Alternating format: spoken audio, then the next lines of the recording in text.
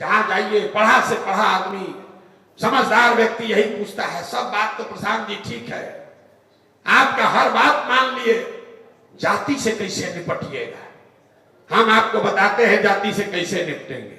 हम आपको 4 उदाहरण देंगे।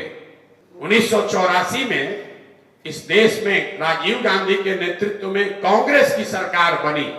आपसे पूछेंगे कि भाई कांग्रेस को इतनी बड़ी सफलता बिहार में कैसे मिल गई?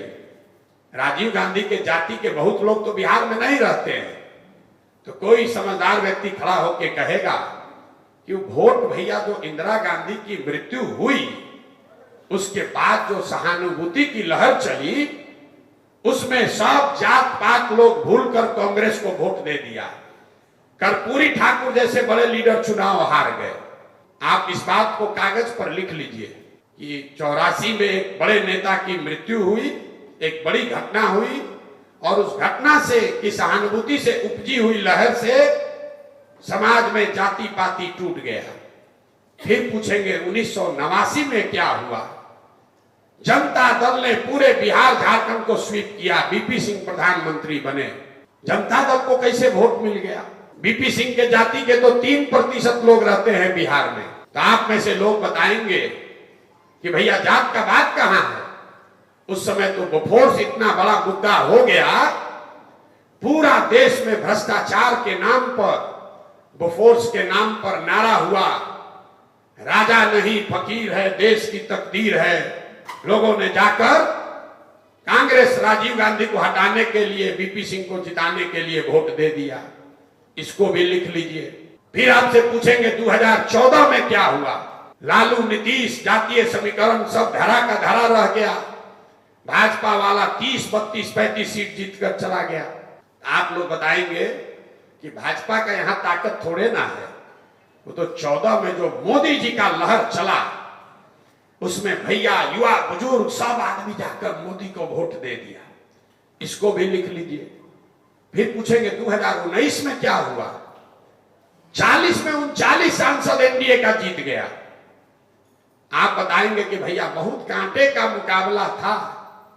जो पुलवामा हुआ ना, उसके बाद जो आग लगी कि भैया घर घर से आदमी जाकर भाजपा को वोट दे दिया। ये 4 आपको मैंने घटना बताई जो पीछे हुआ है, आगे होगा छोड़ दीजिए। पीछे जो हुआ है 84 एक घटना है और उससे बनी हुई सहानुभूति की लहर। 89 एक विषय है भ्रष्टाचार बोफोर्स, उससे बनी हुई लहर। 2014 एक व्यक्ति है नरेंद्र मोदी, उसकी बनाई हुई लहर। 2019 विचारधारा राष्ट्रवाद राष्ट्रीय सुरक्षा, उसके नाम पर बनी हुई लहर। ये आपको क्या बताता है?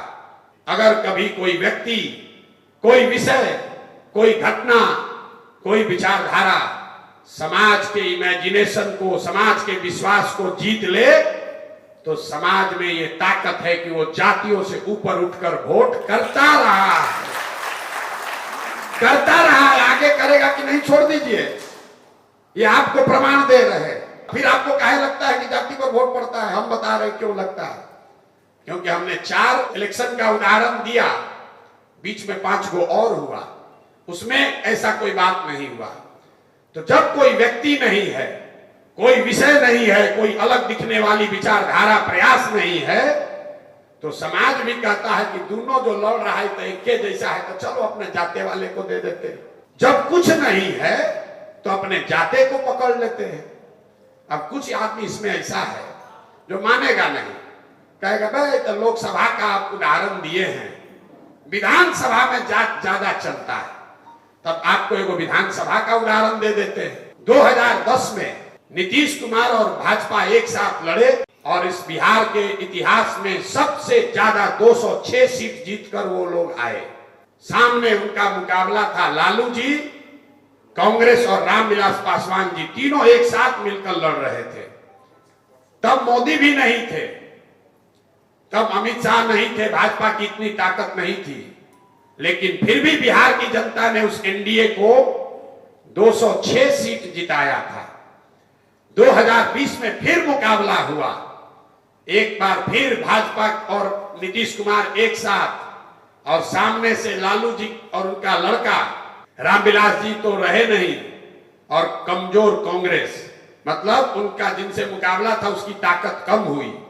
फिर भी 2020 में 2006 छोड़िए 125 आने में दम निकल गया।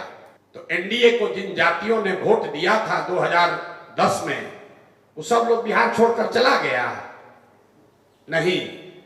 वो 206 सीट इसलिए आया था कि समाज के हर वर्ग को ये लगा था कि 2005 से 2009 के बीच, लोग कहता है नीतीश जी का जो पहला टर्म था उसमें काम हुआ था, तो काम भी था और जाति का समीकरण भी था, तो 206 सीट मिला। आज 2020 में जब काम नहीं दिखा, कोरोना में लोगों को दिखा कि ये तो कुछ नहीं बनाया किया है, तो कितनों मोदी जी ताकत लगा लिए, कितनों अमित शाह ने प्रबंधन कर लिया, कितना भी गणित बैठा लिए, 125 सीट नहीं आया। जाति एक महत्वपूर्ण पहलू है। हम ये नहीं कह रहे कि जाति का कोई महत्व नहीं है, जाति एक बड़ा फैक्टर है, लेकिन जाति एकमात्र फैक्टर नहीं है। जाति भी एक फैक्टर है। वोट देते समय 20 विषय है, उसमें जाति भी एक विषय है। और सबसे महत्वपूर्ण बात समझिए, अगर आपको राजनीति के जरिए समाज की अगुवाई करनी है तो आपके पास ये विकल्प नहीं है कि जाति नहीं रहेगा, धन बल बाहुबल नहीं रहेगा, सब अच्छा हो जाएगा तब हम राजनीति में आएंगे। तो मेरे भाई ना सब अच्छा होगा ना आप राजनीति में आइएगा। और एक बार को मान लीजिए सब अच्छा हो जाए तो फिर आपके आने की जरूरत क्या है? जो अच्छा करेगा उसी को रहना चाहिए।